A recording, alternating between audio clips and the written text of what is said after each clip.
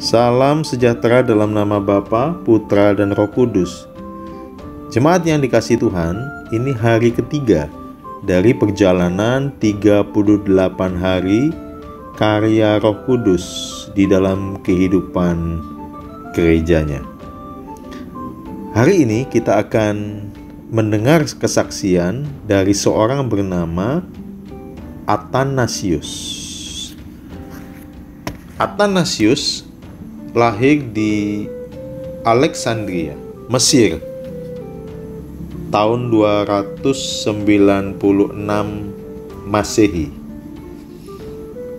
Bagi gereja, dia dijuluki sebagai tokoh ajaran Kristen karena dialah yang memberikan kontribusi besar untuk menjelaskan pemahaman tentang Allah Tritunggal.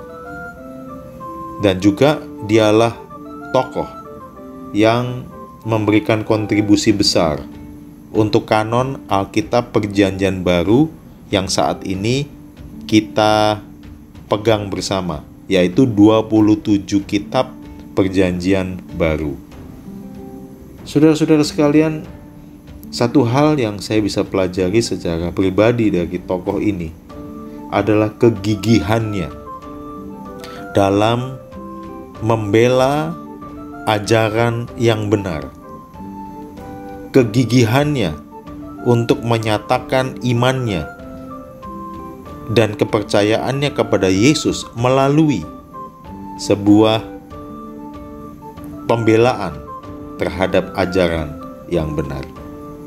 Saudara-saudara, saat itu dia berani untuk menyatakan pendapat dan mengajak orang-orang untuk kembali membaca Alkitab sebagai dasar, sebagai sumber, dan sebagai pedoman dari membangun pemahaman yang benar. Tanpa kembali kepada Alkitab, maka seseorang akan banyak dipengaruhi oleh filsafat, oleh isme-isme, oleh ajaran-ajaran yang tidak tepat. Dan bahaya sekali jika semua itu filsafat, isme-isme itu mempengaruhi pikiran seseorang di dalam memahami tentang Tuhan. Athanasius mendorong orang-orang percaya untuk kembali membaca firman Tuhan, kembali membaca Alkitab. Terutama yang dia tekankan, kembali membaca Perjanjian Baru saat itu, supaya iman dibangun di atas dasar kebenaran rasuli, yaitu kitab-kitab yang diajarkan oleh para rasul atau murid-murid Tuhan Yesus. Saudara-saudara sekalian, saya belajar tentang kegigihan imannya, ketekunannya untuk bisa mengabdikan kepandaian dan kepintarannya demi memperjuangkan kebenaran berdasarkan firman Tuhan. Oleh karena itu, saudara-saudara sekalian, oleh gereja dia disebut sebagai tokoh ajaran Kristen atau doktor gereja karena dia mengabdikan segala kepandaian, segala kepintarannya untuk membela ajaran yang benar. Saudara-saudara, Athanasius lahir dari keluarga yang sangat mampu. Tetapi orang tuanya tahu anaknya ini sangat pintar, anaknya ini sangat lihai dalam pendidikan, maka orang tuanya menyekolahkan Athanasius ini di beberapa perguruan tinggi yang ternama saat itu. Dan yang menarik adalah orang tuanya menyerahkan Athanasius untuk menjadi hamba Tuhan. Orang tuanya mau memberi yang terbaik untuk Tuhan melalui memberikan pendidikan sebaik-baiknya, setinggi-tingginya, agar sang anak, yaitu Athanasius, dia boleh memberikan pikirannya, kepandaiannya, ilmunya untuk melayani Tuhan.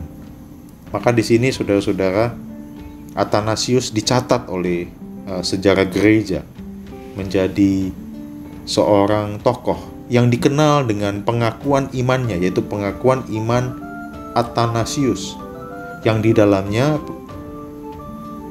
Athanasius menyatakan tentang Allah Tritunggal, dan dia ingin mengkhususkan, maksudnya menyoroti tentang kealahan Yesus dan kealahan Roh Kudus.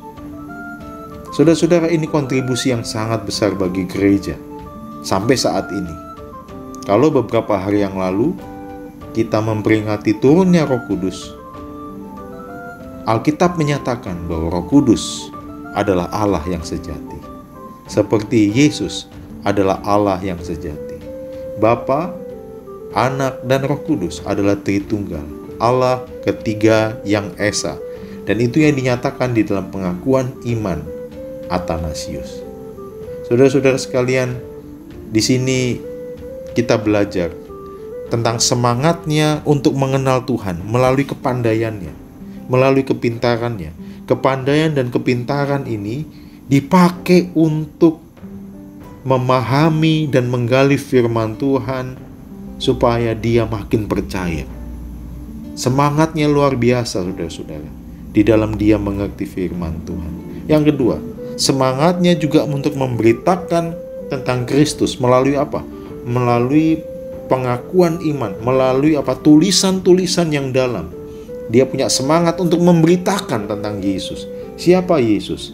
Siapa Yesus yang adalah Allah? Dan saudara-saudara, kontribusinya bahkan sampai ribuan tahun masih dipegang oleh gereja-gereja. Ini sungguh luar biasa. Ya. Saya melihat dedikasi seseorang yang dipersembahkan kepada Tuhan. Tuhan akan pakai seseorang dengan segala kemampuan dan talenta kompetensinya.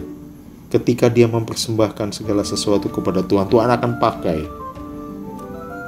untuk memuliakan nama Tuhan.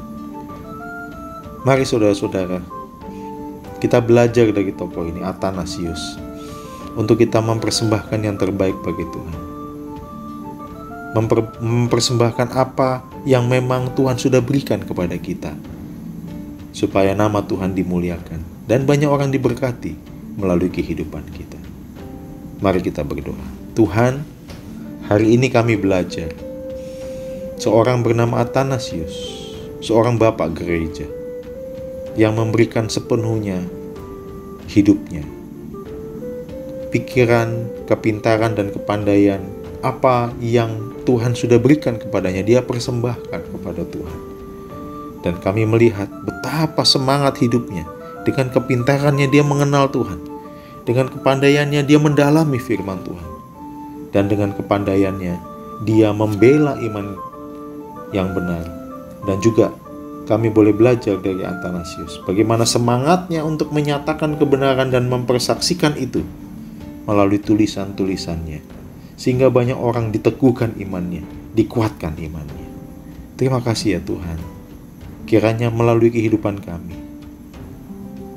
kami boleh senantiasa mempersembahkan yang terbaik bagi Tuhan. Dan juga kami boleh mempersaksikan Tuhan di tengah-tengah hidup kami, melalui kesaksian kami, melalui kasih kami, melalui kehidupan kami, melalui kesederhanaan kami, melalui talenta kami. Nama Tuhan dimuliakan, banyak orang diberkati. Dalam nama Tuhan Yesus kami berdoa. Amin. Salam sejahtera dalam nama Bapa, Putra, dan Roh Kudus.